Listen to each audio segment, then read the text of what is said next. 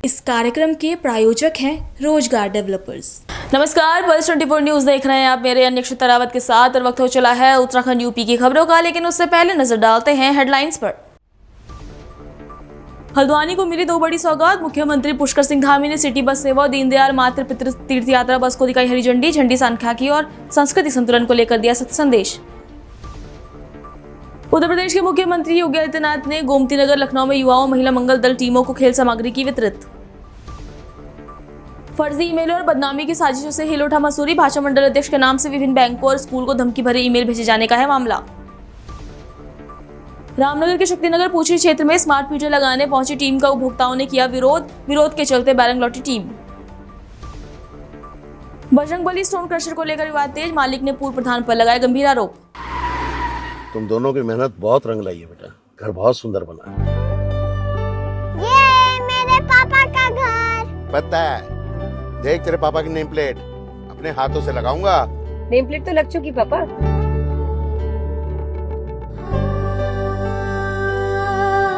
असल मेहनत तो आपने किया पापा, मुझे इस काबिल बनाने के लिए। वो जिंदगी भर किराए के मकान में रहे, लेकिन तो आज ये घर मेरा नहीं, ये है मेरे पापा का घर।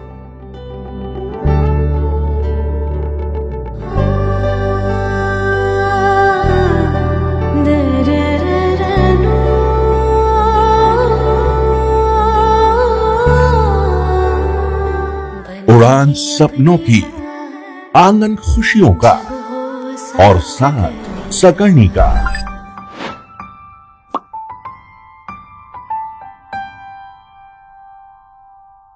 साठ वर्षों से आपके साथ मनोरंजन और संस्कार का संगम, जाह्नवी मैगजीन। इस कार्यक्रम के प्रायोजक थे रोजगार डेवलपर्स। चलिए अब देखते हैं खबरें विस्तार से।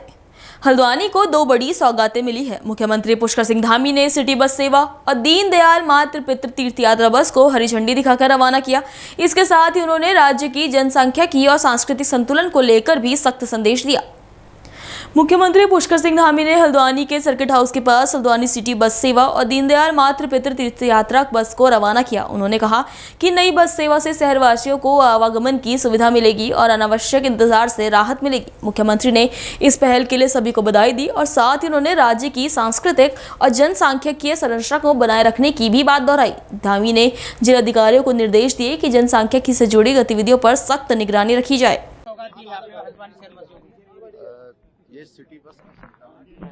शहरवासियों को एक स्थान से दूसरे स्थान को जाने के लिए उनका आवागमन बहुत आसान होगा, सुविधा होगी और अनावश्यक जो गाड़ियों का इंतजार, इसमें तमाम प्रकार की चीज़ें, उससे बचत होगी। मैं सभी को बहुत शुभकामनाएं देता हूं, बधाई देता हूं कि ये संचालन आज जो प्रारंभ हुआ है ये अनवरत रूप से जारी रहे। सर, पछुआ दून और उसकी जो क्षेत्र है और अन्य इलाकों में जो मुस्लिम आबादी है उनकी संख्या बढ़ रही है और हिंदुओं की आबादी कम हो रही है और डेमोग्राफी इस तरह से चेंज हो रही है। देखिए, राज्य की डेमोग्राफी है, राज्य के सांस्कृतिक मूल्य हैं, ये किसी भी कीमत पर खराब नहीं होना चाहिए। यहाँ का मूल अस्तित्व तो बचा रहना चाहिए। उसके लिए डेमोग्राफी को लेकर सभी जिलाधिकारियों को पहले ही निर्देश दिए जा चुके हैं कि इसमें जिन लोगों के भी कालखंड में इस प्रकार की गतिविधियां बढ़ी हैं या जो जिसके पात्र नहीं है, जैसे आधार कार्ड बन जाना, राशन कार्ड बन जाना, बिजली का कनेक्शन मिल जाना, जिसके समय में भी ये हुआ होगा, वो भी सब जिम्मेदार होंगे और यहाँ की डेमोग्राफी किसी भी कीमत पर खराब नहीं होने दी जाएगी। पहले के समय में काफ़ी डेमोग्राफी का यहाँ पर अंतर हुआ है, काफ़ी चीज़ें इसमें ऐसी हुई हैं जो पहले के समय में ध्यान नहीं दी गई, लेकिन अब ये हमारी प्राथमिकता में है। Thank you sir. Uttar Pradesh के मुख्यमंत्री योगी आदित्यनाथ ने गोमती नगर लखनऊ में युवाओं और महिला मंगल दल टीमों को खेल सामग्री वितरित की। इस दौरान मुख्यमंत्री योगी आदित्यनाथ ने कहा कि दिवाली से पहले 16,000 महिलाओं को और युवाओं को खेल किट एक उपहार के रूप में दी जा रही है। हमने विधायक और सांसद खेल प्रतियोगिता की भी औपचारिक रूप से शुरुआत की है। ये प्रधानमंत्री की सोच का प्रतिफल है। खेल किट में वॉलीबॉल, फुटबॉल, बैडमिंटन और अन्य खेल उपकरण शामिल है। हमारी जिम्मेदारी है कि इस खेल प्रतियोगिता की शुरुआत सबसे पहले अपने गांव की पंचायत से करें। दीपावली के पहले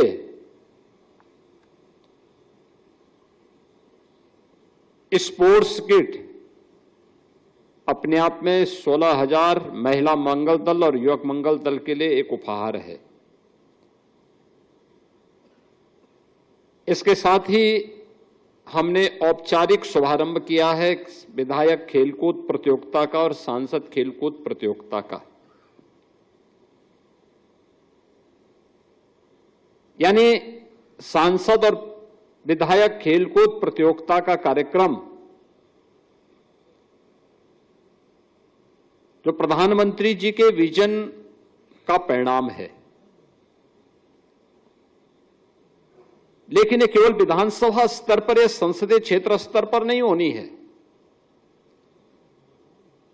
1,05,000 से अधिक युवक मंगल दल और महिला मंगल दल प्रदेश के अंदर आज के दिन पे सक्रिय है, जिन्हें अब तक स्पोर्ट्स किट उपलब्ध करवाया गया है। स्पोर्ट्स किट में वॉलीबॉल भी है, फुटबॉल भी है, बैडमिंटन भी है और अन्य खेल की सामग्री भी उनके पास उपलब्ध है। ये दायित्व बनता है हमारा कि खेलकूद की इस प्रतिस्पर्धा का शुभारंभ हम अपनी ग्राम पंचायत से शुरू करें। अगर ये 1,05,000 युवक मंगल दल और महिला मंगल दल अपने अपनी ग्राम पंचायतों में पहले खेल की प्रतिस्पर्धा प्रारंभ करके फिर उसे न्याय पंचायत स्तर पर,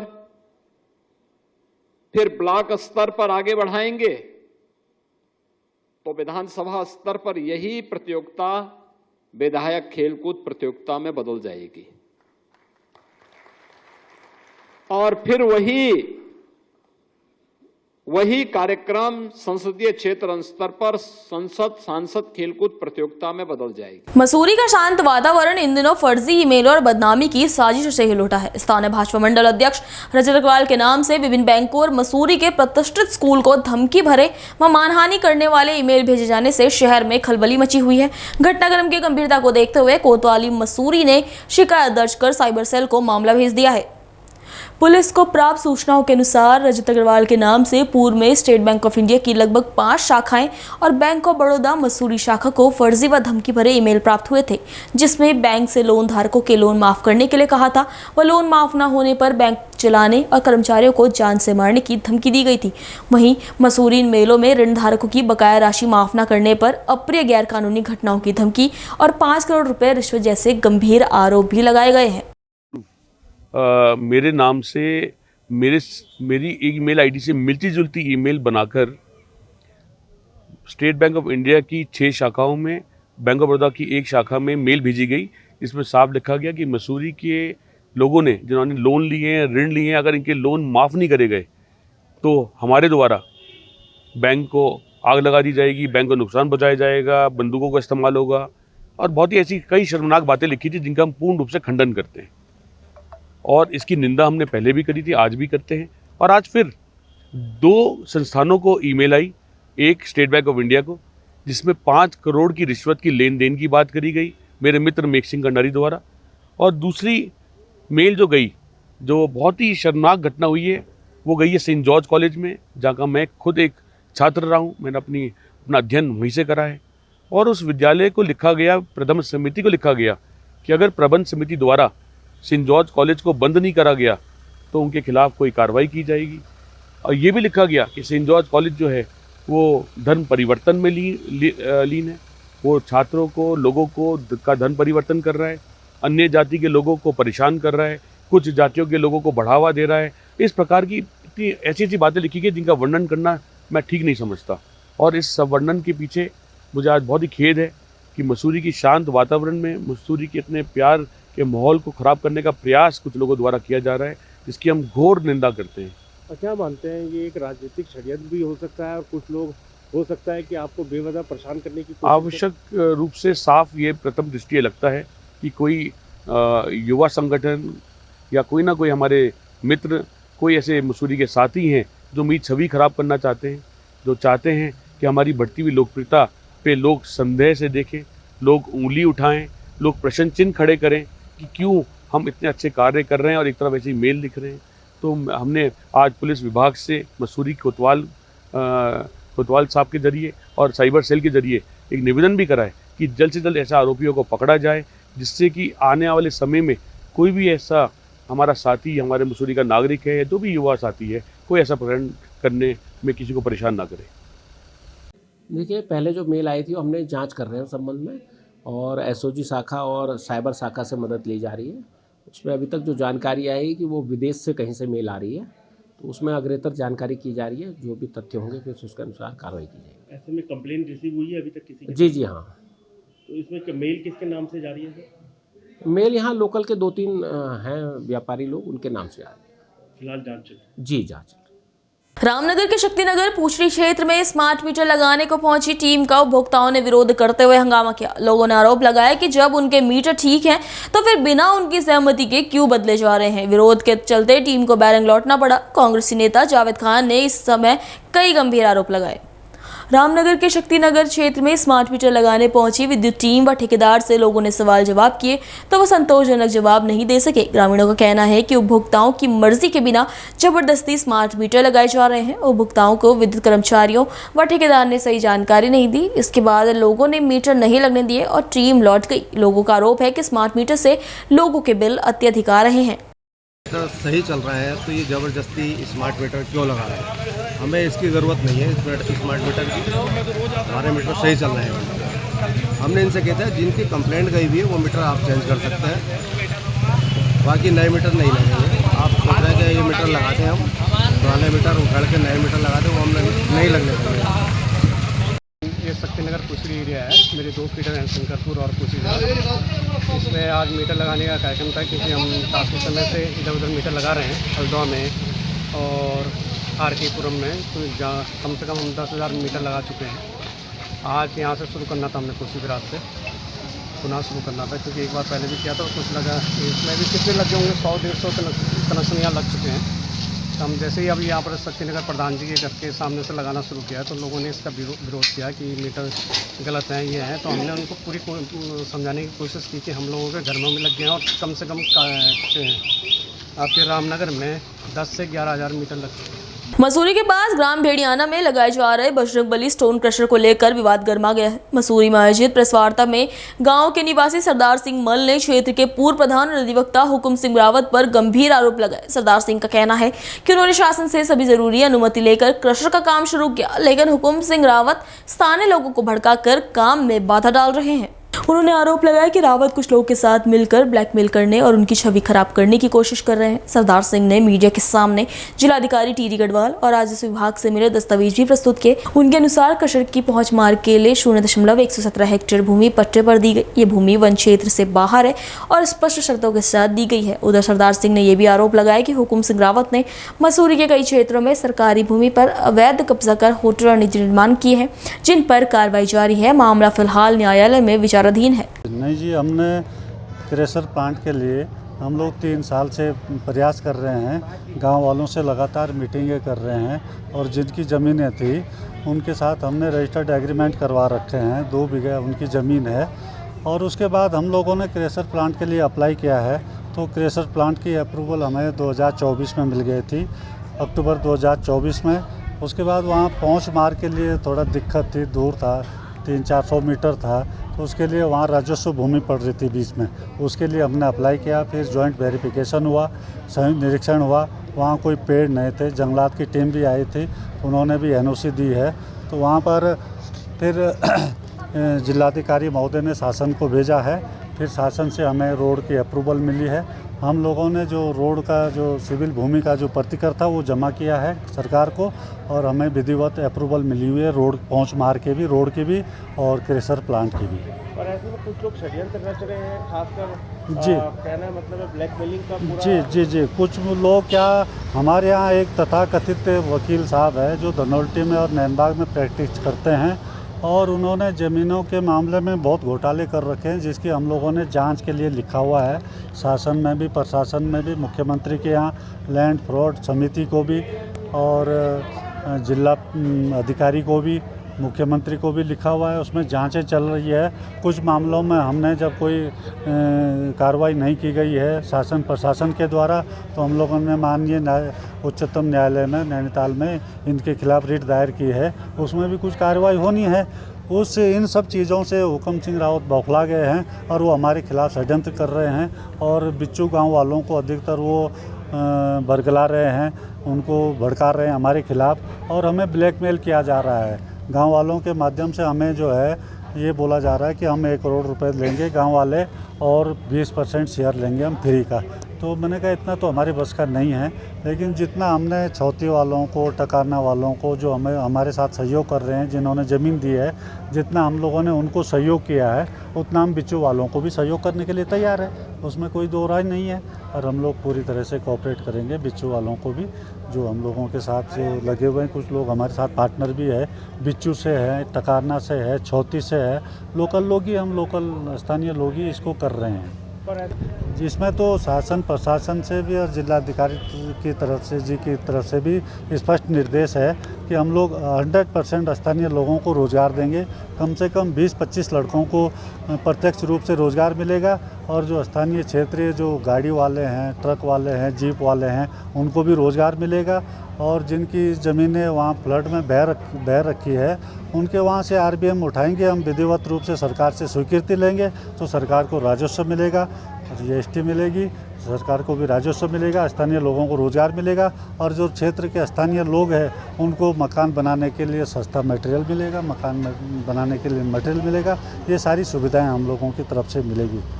प्रधान के द्वारा एक उनके लेटर पैड पे दिया गया है कि हुकम सिंह के द्वारा जो है रोड बनाई गई है और गवर्नमेंट से ही, सरकार राजस्व विभाग से ही प्रतिकर मांगा जा रहा है।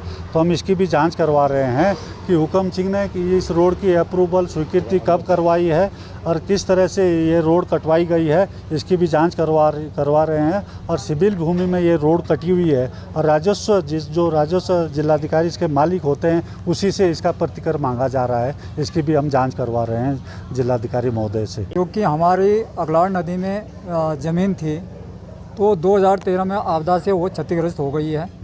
तो हमने प्लांट वालों से बात रखी है कि भाई हमारा अपना बस का तो है नहीं वो सफाई करनी, तो वहाँ पे मलवा रखा। हमने इनसे कहा कि भाई ठीक है, आप इन मलवा को उठाइए, क्रेशर प्लांट लगाइए, ताकि हम गरीब लोगों को वहाँ से माल भी मिलेगा सस्ता, हमें घर बनाने के लिए सुविधा होगी और फिर वहाँ पे काश्तकार भी धीरे धीरे होगा आगे। तो हम चाहते हैं कि हमारा वहाँ थोड़ा सा आना जाना रहे, क्योंकि जंगल से वहाँ से मतलब ना तो जाया जाता है, बगेरे की डर हैं, भालू की डर हैं और कभी हम जाना होता है पैदल रास्ता हमारा, तो वहाँ जाना बड़ा मुश्किल है। तो हम चाहते हैं कि वहाँ पे नदी में हमारा मूर्त घाटी भी है, तो वो बंदी हो रखा है कई सालों से, तो हमें नीचे जमुना नदी में ले जाना पड़ता है। तो वहाँ पे मूर्त घाट भी हमारा, वहाँ पे रोड चले जाएगी तो सब लोगों को सुविधा रहेगी। गाड़ी में डेड बॉडी ले जाई जाएगी, अंतिम संस्कार होगा, सब लोग इकट्ठे होंगे और ये पूरे हमारे 8-10 गाँव के लिए सुविधा है। और असल में नीचे 82 लखौट 82 धाम बन रहा है, तो उससे नीचे वाला मूर्त घाट तो डूब क्षेत्र में आ रहा, तो यही मूर्त घाट हमारा आने वाले उसमें चलेगा और सुविधा रहेगी इसमें। कुछ लोग षड्यंत्र रच रहे हैं, ऐसे में कहीं ना कहीं जिनका क्रेशर है उनको परेशान करने की कोशिश करी जा रही है, ब्लैकमेल कर रहे हैं। देखिए जी, अब वो अपने फ़ायदा के लिए परेशान कर रहे हैं कि हमें 1 करोड़ रुपये दो, 20% हमें शेयर दो। भाई देखो, वो तो सभी गांव वाले डिमांड रखेंगे इस ढंग से, फिर चौड़गी वाले भी रखेंगे, टकान वाले भी रखेंगे, छौती वाले भी रखेंगे, जो कि इन 3 गांव वालों के साथ सहमति से तय हो रखी है। अब बिच्छू वाले कुछ लोग हमारे साथ हैं और कुछ लोगों के गुमराह में आ रहे हैं कि भाई हमें 1 करोड़ दो, 20% शेयर दो। तो ये तो प्लांट वालों का अपना वो मैटर है कि भाई ये देते हैं या नहीं देते हैं। वो हमारे साथ अब बदतमीजी कर रहे हैं और हम वहाँ काम करवा रहे हैं, इनके द्वारा काम करवा रहे हैं वहाँ रास्ता बनाने का। तो ऊपर से अपनी टीम आकर के हम पे धक्का मुक्की, गाली गलौज और धमकियाँ दे रहे हैं और हमारे काम पे जो है मतलब पर डे जो है मतलब 30,000-40,000 रुपये हमें नुकसान हो रहा। जो मशीनें थी सारी खड़ी पड़ी हुई है, राशन हमारी बिखरी पड़ी है, सारा हमारा पूरा नुकसान पहुँचा दिया हमने। देश में शराबबंदी लागू करने की मांग को लेकर देश के विभिन्न राज्यों के प्रतिनिधियों ने राष्ट्रपिता महात्मा गांधी की समाधि स्थल राजघाट पर संकल्प लेकर समाधि स्थल के बाहर सत्याग्रह कर राष्ट्रपति को संबोधित ज्ञापन दिया। नशा नहीं रोजगार दो अभियान समिति से जुड़े उत्तराखंड परिवर्तन पार्टी के प्रधान महासचिव प्रभात ध्यानी ने बताया कि शराबबंदी की मांग को लेकर देश के विभिन्न प्रदेशों से आए प्रतिनिधियों ने राष्ट्रपति और प्रधानमंत्री को भेजे ज्ञापन में एक स्वर में मांग की संपूर्ण देश में शराबबंदी लागू की जाए। उत्तराखंड परिवर्तन पार्टी के प्रधान महासचिव नशा नहीं रोजगार दो आयोजन समिति से जुड़े प्रभात ध्यानी ने कहा कि शराब नशे के कारण युवा नौजवान का भविष्य बर्बाद हो रहा है, परिवार टूट रहे हैं, अपराध बढ़ रहे हैं तथा नशे के सेवन के कारण हर वर्ष लाखों लोग अकारण मर रहे हैं। उन्होंने पूरे देश में शराबबंदी लागू करने तथा अवैध नशे के कारोबार करने वालों के खिलाफ कड़ी कार्रवाई की मांग की है। अगली खबर बरेली से है, जहां रैबर फूड इंडस्ट्री पर आयकर और जीएसटी विभाग की संयुक्त टीम ने हाल ही में छापेमारी की थी। ये कार्रवाई मारिया एग्रो फूड से जुड़े मामले के सिलसिले में की गई थी। छापेमारी के दौरान फैक्ट्री परिसर में कई अहम दस्तावेजों की जांच भी की गई। बताया गया कि यह कार्रवाई संबल में इंडिया फ्रोजन पर हुई जांच के क्रम में की गई थी। लखनऊ रोड स्थित रैबर फूड इंडस्ट्री में सुबह करीब 7 बजे से शुरू हुई ये छापेमारी देर शाम तक चली। कार्रवाई के दौरान फैक्ट्री परिसर में जिला जज की कार खड़ी दिखाई देने से चर्चाओं का बाजार गर्म रहा। टीम ने छापेमारी के बाद जरूरी दस्तावेज अपने कब्जे में लेकर आगे की कार्रवाई शुरू कर दी है। गोंडा में इन दिनों शासन के निर्देशानुसार लगातार गोंडा पुलिस महिलाओं व बालकों को मिशन शक्ति 5.0 के तहत जागरूक कर रही है। उसी के तहत पुलिस अधीक्षक विनीत जायसवाल के कुशल मार्गदर्शन में महिला थाने पर मिशन शक्ति नारी शक्ति कार्यक्रम का आयोजन हुआ, जहां एसपी ने सरकार द्वारा जारी विभिन्न हेल्पलाइन नंबरों के बारे में बताया और डिजिटल अरेस्ट व साइबर फ्रॉड से जागरूक रहने के लिए भी सभी को जागरूक किया। थाने परिसर का निरीक्षण करते हुए डायल 112 महत्वपूर्ण जिम्मेदारियों को भी दर्शाया गया। इसके साथ ही छात्रा कोमल मिश्रा को एक दिन का महिला थाना का प्रभारी भी बनाया गया। सर, मिशन शक्ति के तहत कुछ कार्यक्रम रखा गया, कैसा कार्यक्रम है? देखिए, जैसा कि आप सभी अवगत हैं, माननीय मुख्यमंत्री जी द्वारा महिला सुरक्षा एवं सशक्तिकरण के लिए एक व्यापक अभियान मिशन शक्ति, इसके 5वें चरण का शुभारंभ 22 सितंबर को स्वयं किया गया था, शारदीय नवरात्रि के उपलक्ष्य में। इसके क्रम में सभी विभागों द्वारा और पुलिस द्वारा नोडल की भूमिका में विभिन्न कार्यक्रम पूरे जनपद में चलाए जा रहे हैं।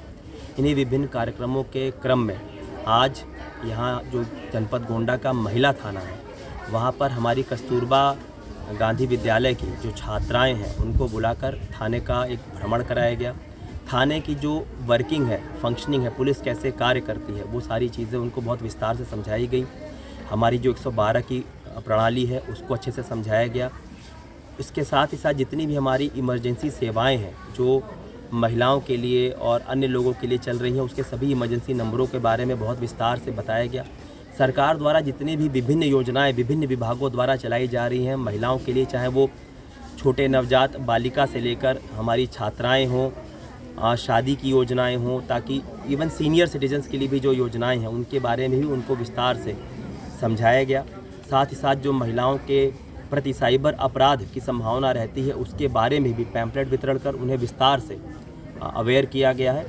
और साथ ही साथ जो हमारी एंटी रोमियो स्क्वाड है उसको और सशक्त बनाने के लिए एक फीडबैक फॉर्म भरवाने की नवीन पहल जो गोंडा पुलिस द्वारा की गई है, उनको फीडबैक फॉर्म वितरित कर उनसे सुझाव मांगे गए हैं छात्राओं से कि ऐसे वो कौन से सार्वजनिक स्थान हैं जहां पर उनको लगता है कि इस तरह के खुराफाती लड़के अनावश्यक अड्डेबाजी करके लड़कियों को तंग करते हैं, आते जाते लड़कियों को परेशान करते हैं। ऐसी जगहों की सूची भी हमने उनसे मांगी है, या अन्य भी कोई गोपनीय सूचनाएं उन्हें देना है, उनकी आइडेंटिटी कॉन्फिडेंशियल रखते हुए वो सूचनाएं हमें दे सकते हैं और उस पर पुलिस 100% कार्रवाई करेगी। तो इस प्रकार से सारी चीज़ें इन्हें बताई गई, समझाई गई हैं।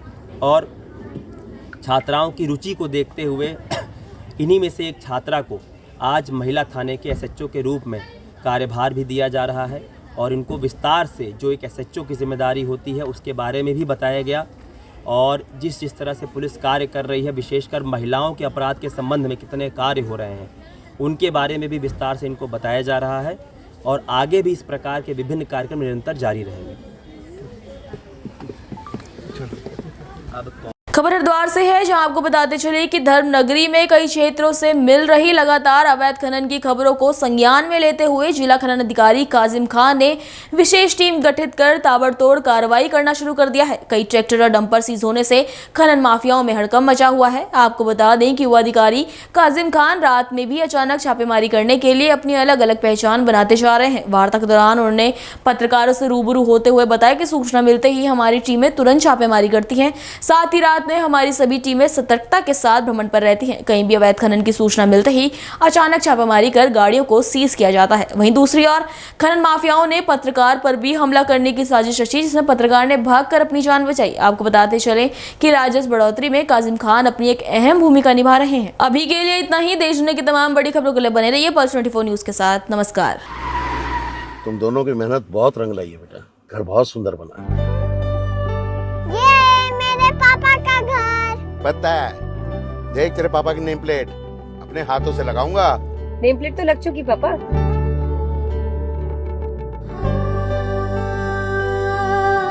असल मेहनत तो आपने की है पापा, मुझे इस काबिल बनाने के लिए। वो जिंदगी भर किराए के मकान में रहे, लेकिन आज ये घर मेरा नहीं, ये है मेरे पापा का घर।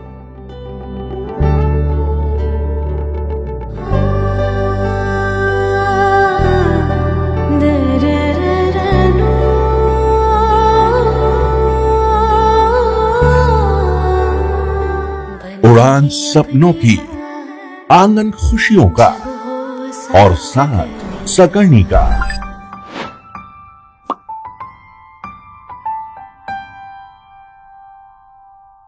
60 वर्षों से आपके साथ मनोरंजन और संस्कार का संगम, जानवी मैगजीन। इस कार्यक्रम के प्रायोजक थे रोजगार डेवलपर्स।